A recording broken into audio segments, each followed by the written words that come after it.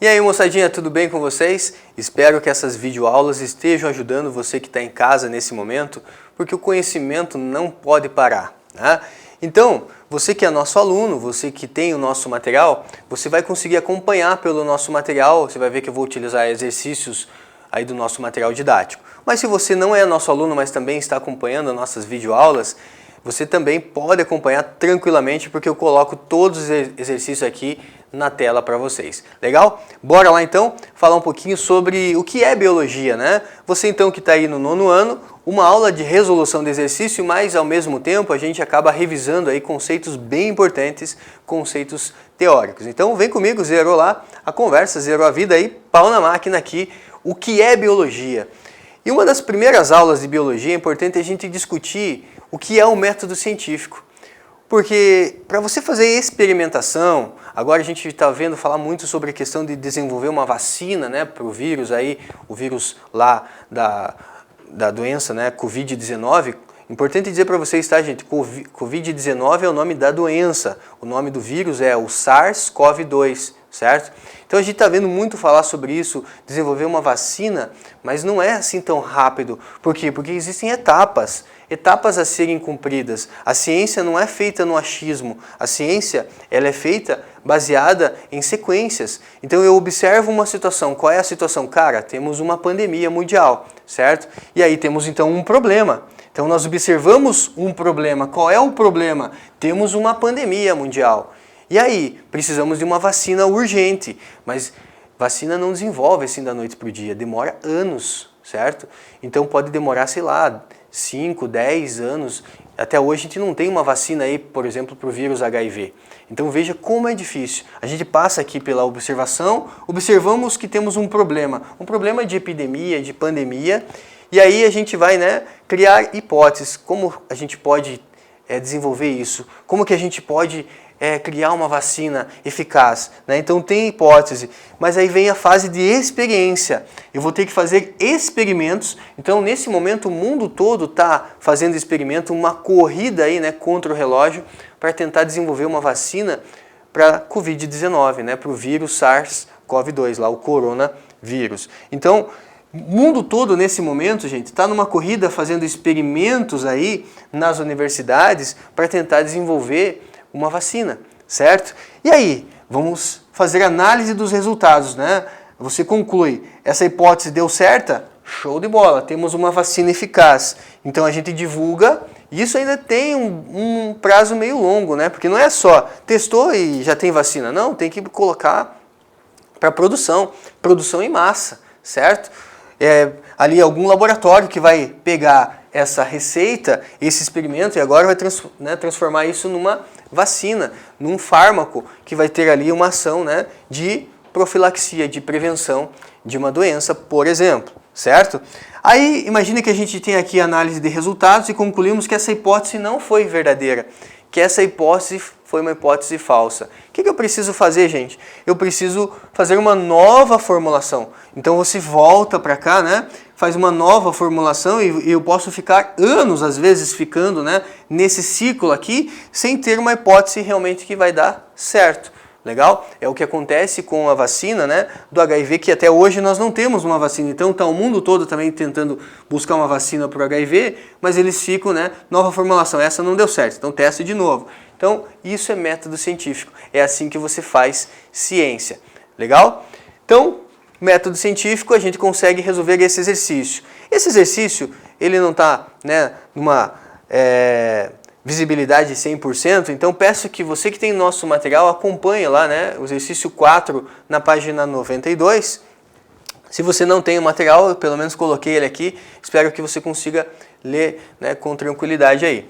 As etapas do método científico são muito importantes no processo de estudo de novas descobertas. Sobre essas etapas, assinale verdadeiro para as alternativas de verdadeiro e F para as falsas. A primeira etapa do método científico é a observação. Eu faço uma observação que consiste em observar um problema a ser resolvido. Legal, né? Nós vimos que a primeira etapa, deixa eu até voltar aqui, você tem a observação. Eu observo um problema, uma situação. Então, verdadeiro. Pode-se chegar a uma conclusão sem realizar experimentos? Não, eu preciso realizar experimentos. Eu preciso né, realizar esse experimento e testar esses experimentos. Então essa alternativa é uma alternativa falsa. Realizar hipóteses é uma etapa na qual o cientista elabora possíveis explicações do problema observado? Sim. Veja que hipótese pode ser a mais absurda possível, desde que eu teste, faça experimento, né, para eu testar, para saber se ela é válida. Então, temos aqui um item correto. Legal? Então, esse item lá na sua apostila, né, no seu material didático e no seu livro de estudo, na página 92. Outra questão. Essa aqui vai ser uma questão aí aberta, né, uma questão discursiva. Lá na página 99, o exercício 2 diz assim: quais características de um ser vivo podem diferenciá-lo da matéria inanimada, da matéria inerte? Veja, galera, existem lá no nosso material didático alguns itens, né, que ele vai falar assim, olha, todo ser vivo, para ser considerado um ser vivo, o que ele precisa? Então, vamos fazer aqui uma lista, né? Para ser considerado um ser vivo, o que esse camarada precisa? Bom, ele precisa ter, por exemplo, uma composição química. Para ser considerado um ser vivo, ele tem lá uma composição química. E essa composição química, nós temos o famoso CHOMPS. Ô, professor, o que é esse CHOMPS? Tá? O CHOMPS são alguns elementos químicos importantes, como o carbono, o hidrogênio, o oxigênio, o nitrogênio, o fósforo e o enxofre. Mais ou menos em torno de 97, 98% do nosso corpo é formado por esses elementos aí. Né? Então, se você me perguntasse, professor, uma receita para produzir um ser vivo, cara, 97% está aqui, isso eu te garanto. Né? Carbono, hidrogênio, oxigênio, nitrogênio, fósforo e enxofre. Os outros 3% aí, né, é que está o segredo da receita. Beleza? Então temos aqui uma composição química. Então um ser vivo precisa ter uma composição química. Esse seria um primeiro item. Um segundo item, ter uma organização celular. Né? Então veja, de acordo com a teoria celular, todos os seres vivos possuem células. Então a gente poderia dizer que possuir uma célula, né? De acordo com a teoria celular, todos os seres vivos precisam ter ali uma organização, nem que seja um organismo unicelular. Vou colocar um asterisco aqui, gente, porque isso dá uma bela de uma discussão. Tá? Discussão por quê? Porque você tem vírus, por exemplo. E vírus pode ser considerado um ser vivo ou não? Então tem uma grande discussão. O vírus não tem organização celular, o vírus ele é acelular. Então, qual a melhor definição que eu encontro para vírus? Eu, particularmente, gosto de definir vírus como uma partícula diferenciada de vida, tá? Vírus é uma partícula diferenciada de vida. Então, de modo geral, isso aqui é genérico. O vírus poderia ser uma exceção, né? Se a gente pode ser considerado um ser vivo, pode ser uma exceção a esses itens aqui que eu estou colocando para vocês. Beleza? Por quê? Porque vírus tem material genético, tem DNA ou RNA. Vírus tem ali hereditariedade, então, por conta do material genético, tem capacidade de reprodução, desde que ele esteja, né, invadindo ali uma célula, porque ele é um parasita intracelular obrigatório. Legal? Então, por algumas situações, a gente pode dizer, olha, o vírus pode ser considerado um ser vivo através desse pensamento aqui. Beleza? Terceiro item, né? Por que eu posso dizer, olha, isso é um ser vivo? A reprodução, gente, capacidade de reprodução. Capacidade de reprodução, se a gente for ver, vírus, por exemplo, tem capacidade de reprodução. Então ele se enquadra em algumas categorias ali, certo? A reprodução pode ser sexuada ou assexuada, também é um item bem importante. O quarto item é a questão do metabolismo. Metabolismo, certo? O que é metabolismo, professor? É como o corpo funciona. Eu tenho aqui, né, imagine que eu tenho aqui, ó, uma macromolécula, que eu vou representar como se fosse, né, umas divisões assim. Vamos imaginar que a gente tem aqui macromoléculas, certo? Então imagine que eu tenho aqui uma macromolécula como se fosse uma parede, como se fosse um muro, e eu posso pegar essas macromoléculas e eu posso quebrar essas macromoléculas em moléculas menores, certo? Então quando você pega uma macromolécula, isso acontece, por exemplo, durante a digestão. Quando você pega lá uma macromolécula e você quebra ela, você está formando moléculas menores. Então nós temos aqui o que nós chamamos, né, de uma possibilidade de degradação, de quebra. E essa quebra nós denominamos aí de catabolismo. catabolismo. Catabolismo, então, é quando você pega lá a proteína dos alimentos e você quebra em aminoácido. Isso é um catabolismo. Quando você pega um açúcar que é grandão e você quebra em glicoses. Isso é um catabolismo, certo? Mas eu posso ter aqui também, gente, a montagem, né, de moléculas grandes, de moléculas complexas a partir de moléculas menores. Isso nós denominamos de anabolismo.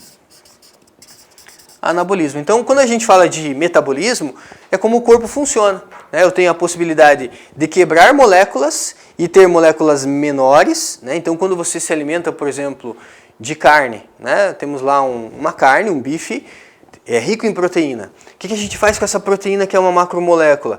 Quebra em aminoácidos. Isso é catabolismo.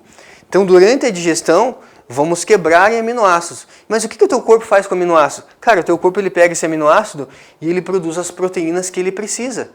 Nós temos aí mais de 100 mil tipos de proteínas, como a queratina, temos, né, a insulina, glucagon, o colágeno, a fibrinogênio, né? São proteínas importantes para o nosso corpo, a quitina, miosina relacionado à musculatura, né? Então a gente precisa produzir aí mais de 100 mil tipos de proteínas. Como é que a gente produz essas proteínas? A partir da alimentação. Eu tenho proteínas, eu quebro em aminoácidos, então eu tenho ali matéria-prima para produzir as minhas proteínas. Então, quais características de um ser vivo podem diferenciá-lo em matéria inerte? Coloquei 4, né? Poderia citar mais a questão da excitabilidade, né? Mas essas são as principais, beleza? Principalmente reprodução e metabolismo são aí bem importantes, legal? Então, essa questão você consegue responder dessa maneira. Próxima questão. Os seres vivos podem ser classificados em eucariontes e procariontes. Explique a diferença entre eles. Então, quando você estuda lá, né, a citologia... Ô, professor, o que é citologia? Citologia é a parte da biologia que estuda as células. E quando a gente fala de células, nós temos aqui células que são células procariontes e temos células que são eucariontes. Eucariontes. Nossa, professor, biologia é difícil porque tem muito nome complicado. Nem tanto se você começar a traduzir esses nomes, né? Então, o que significa ontes? Ontes significa ser, tá? O que significa cário? Cário significa núcleo. Então, o que é um ser procarionte, gente? Um ser procarionte é tipo uma bactéria. A bactéria tem lá uma parede celular, a bactéria tem lá uma membrana plasmática, que eu vou fazer aqui, ó. Então, tem uma parede celular, uma membrana plasmática, e a bactéria tem lá o seu material genético, né, que nesse caso da bactéria é aqui o DNA, o material genético da bactéria, mas esse DNA ele não está em um compartimento. Então, ser procarionte é um ser com núcleo primitivo. Então, tem aqui o que? Ausência de núcleo. Ausência de núcleo. Ou melhor, né, ausência de carioteca. Carioteca. Professor, o que é carioteca? Teca quer dizer membrana. Cário é núcleo. Então, o envelope nuclear. Ausência de carioteca e ausência de organelas membranosas. Organelas membranosas. Então, temos aí um ser procarionte. Ausência de carioteca e ausência de organelas membranosas. E o que é um ser eucarionte? Cara, o ser eucarionte é aquele ser lá, se pensar numa célula animal, você tem lá a membrana plasmática, né? Animais não têm parede celular. Você tem o citoplasma e você tem aqui um núcleo. Agora você tem a carioteca. Você tem um envelope nuclear, né? Então aqui você tem a carioteca e o material genético, ele fica dentro do núcleo, né? Então você vai ter aqui o material genético, né, dentro do núcleo, certo? Tem aqui, deixa eu puxar aqui para vocês, temos aqui o material genético dentro de um compartimento. Certo? Então, quando ele pergunta, os seres vivos podem ser classificados em eucariontes e procariontes, explique as diferenças. Procarionte, ausência de carioteca e organela membranosa. Eucarionte, presença de carioteca e possui, né, organela membranosa. Possui organelas membranosas, que tem membrana, certo? Inclusive, o próprio núcleo, né, gente, é uma organela membranosa. É uma estrutura que tem aqui. A carioteca ela é formada por uma membrana dupla, né? Uma dupla membrana. Então, não deixa de ser uma estrutura membranosa. Legal? E para fechar, diferencie nutrição autotrófica de heterotrófica. Deixa eu passar aqui para mais uma explicação. Então, o que é um organismo autotrófico? Autotrófico em relação a ele ser heterotrófico. Gente, definição que eu imagino que você tem aí é a seguinte. Trófos do latim, a palavra trófos quer dizer o quê? Quer dizer alimento. Então, o que é um ser autotrófico? Um ser autotrófico é aquele ser que produz o seu próprio alimento. Imagino que essa definição você tem aí, né? É um ser que produz o seu alimento. Como que produz o alimento, professor? Aqui você vai ter duas situações, né? Pode ser por fotossíntese ou pode ser por quimiosíntese. Síntese quer dizer produção, né?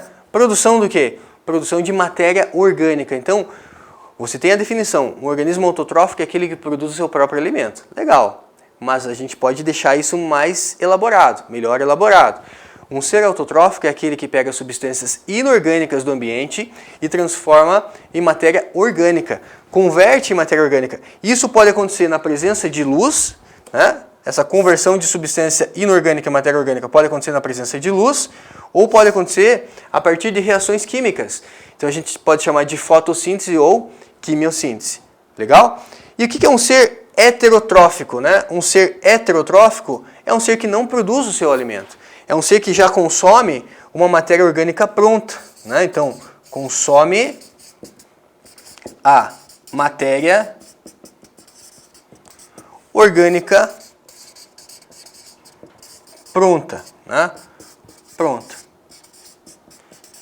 Quem seriam os organismos autotróficos? Eu tenho, por exemplo, os vegetais, as plantas, algumas bactérias podem ser autotróficas, as algas são autotróficas, legal? Então, plantas, algas e as cianobactérias são organismos autotróficos. Quem seria heterotrófico? Fungo é heterotrófico, protozoário é heterotrófico, os animais são heterotróficos e existem bactérias aí, né, que são também heterotróficos. Beleza? Então tá aí a resposta. Diferencia nutrição autotrófica e heterotrófica, exemplificando os seres que realizam. Espero que você consiga agora resolver esse exercício aí, né, com mais facilidade. Para finalizar, vou deixar aqui proposta de tarefa para casa. Então você que tem nosso material, proposta de exercício para a próxima aula, que vai ser sobre origem da vida. Exercício 2, 3 e 6, lá na página 111. Exercício do caderno aí, né? No seu material didático lá na parte de atividades. Legal? Tenta fazer esse exercício para facilitar a nossa próxima videoaula. Beleza? Você que não tem o material, eu deixo aqui os exercícios na tela, né? Para você dar uma olhada. Então, um exercício esse daqui, o outro aqui. Esse aqui, o que são coacervados. E assim eu finalizo mais uma videoaula. Espero estar colaborando com o seu estudo em casa. Um grande abraço e até a próxima. Tchau!